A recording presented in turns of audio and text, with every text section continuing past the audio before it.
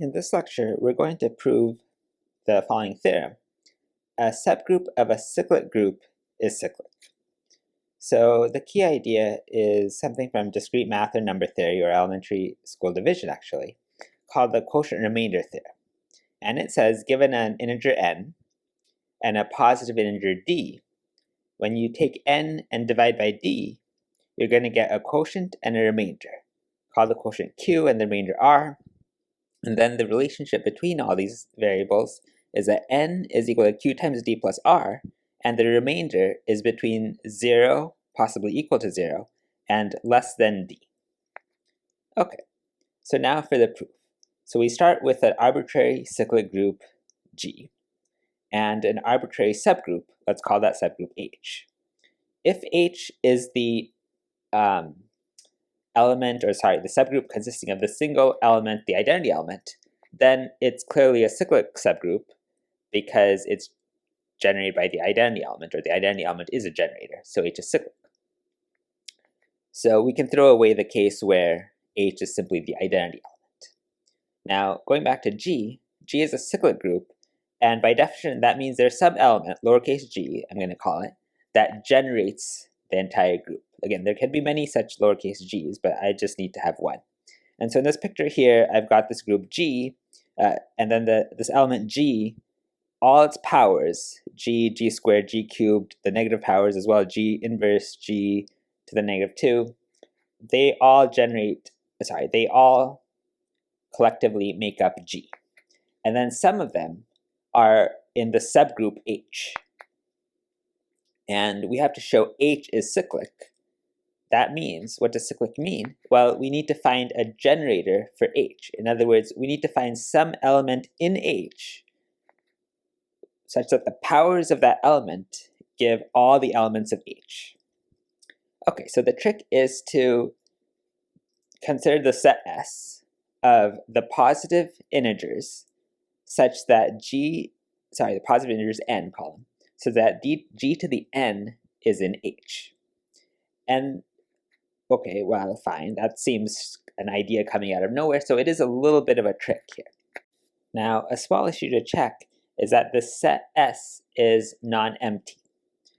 And the reason it's non-empty is because H consists of elements besides the identity element. That's because we've eliminated the case of H being simply the identity element. So H contains some power of G, and it could be a negative power, or it could be a positive power. I'm calling this power A.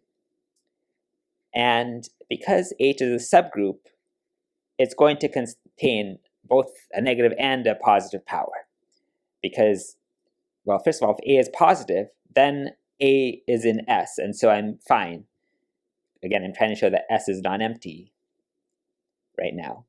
And then if A is negative, then G to the negative A is going to be an H, since H is a subgroup, and the inverse of G to the A is G to the negative A, and so one of the properties of subgroup is if you have an element like G to the A in the subgroup, then its inverse, G to the negative A, is also in the subgroup.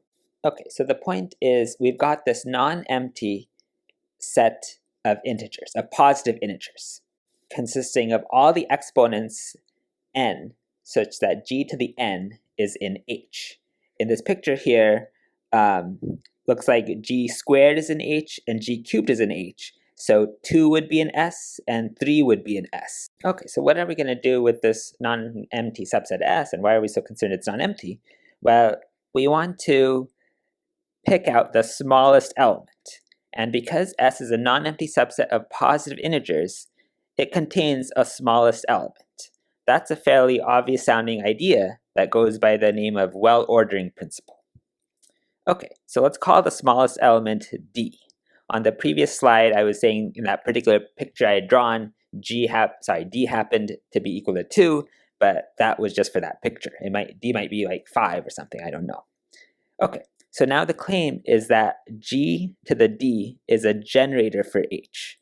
Remember, we're trying to show H is cyclic, which means we have to find a generator. What does generator mean? We have to find an element in H so that all elements of H are powers of that element we found. Okay, So to prove this claim, we need to show exactly that every element of H is some power of G to the D. Okay, so let's take an arbitrary element of H. Well, first of all, because G is cyclic and generated by this element lowercase g, an arbitrary element of H is of the form G to the n for some integer n. And what we have to show is that this arbitrary element G to the n is equal to G to the D times some power. Raised to some power, I should say. And here I put a question mark because we don't know this is true just yet. We're trying to show this. And here's where the quotient remainder theorem comes in. We're going to take n and basically divide by d, and we're going to get some remainder and some quotient. We're really concerned about the remainder here. And, okay, so that means, we've got n is equal to q times d plus r for some integers q and d, which we don't really care about what they are, we just know that they exist. And a crucial property is that this remainder is between 0 and d. 0 is allowed, but d is not allowed as the remainder. Okay, so g to the n on the left-hand side here is equal to g to the q times d plus r. So all I've done is replace this n by qd plus r. And then what I'm going to do is multiply both sides by g to the negative qd. Well, first thing to remember is g to the d is in H because d was an element of S. Let's go back here. D is an element of S, and what was S? Well, it was the numbers so that when you raise g to those numbers, you land inside H. So g to the d is in H. We're going to have to remember that. Then, simplifying this, we get g to the r on the right-hand side, since the negative qd and the positive qd, they add out. And then on this left-hand side, we've got a little bit of a mess, but the point is that this side here is in H. Why is it in H? It's because g to the n is in H. That was by hypothesis or assumption. We took an arbitrary element in H, g to the n is in H, and then also g to the d is in H, as I just explained. And so then g to the d to the negative q is in H, because H is a subgroup. So the left-hand side is in H.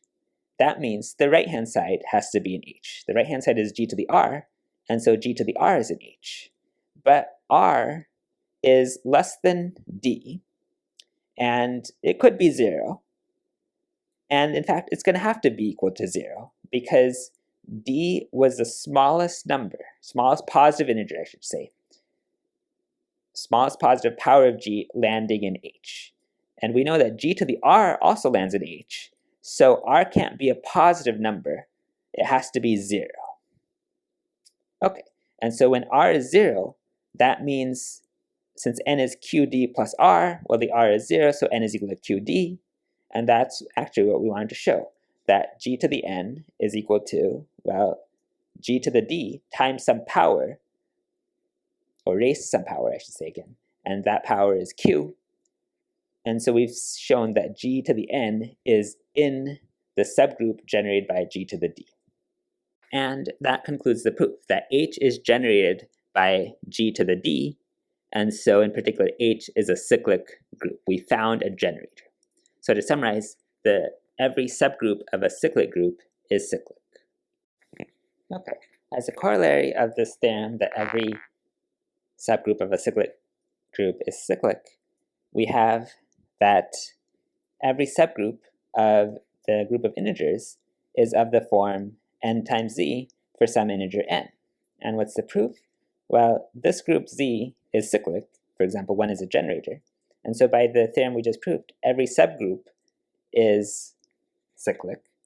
In other words, let n be a generator of that cyclic subgroup. And then what we can conclude is that the group is just n times z, all the multiples of n. Okay, so again, a corollary is a simple result, a result that follows simply or quickly from a previous theorem. Next, let's move on to the following theorem. that every cyclic group, G, is isomorphic to either one of two groups, either the group of integers, and that's what happens if G is infinite, or a group of the form Z mod n if G is finite, and then the integer n is the size of the group. Here's a sketch of the proof. So we've got this group G, and we know it's cyclic. So let G be a generator, this lowercase g. And then we can define a homomorphism from the group of integers to the group G that sends the integer m to G to the m. Here I've written it just the same thing, just a different notation. So it's going to send the integer 1 to G, and so then 2 has to go to G squared if phi is going to be a homomorphism. That's because 2 is 1 plus 1. 1 gets sent to G, so 2 has to get sent to G times G, and that's G squared. So that's why 2 has to go to G squared, and in general, m has to go to G to the m. So this is one way to define a homomorphism out of the integers. You just have to specify where the element 1 goes to, then everything else is determined by the condition that you're a homomorphism, or that phi is a homomorphism. Now, the map phi is surjective since G is a generator of the group. In other words, every element of the group is some power of G. Okay, now if G is injective as well, then phi is an isomorphism, and so that means G is isomorphic to Z. Again, an isomorphism is a homomorphism that's one-to-one and onto, or injective and surjective, or just say bijective.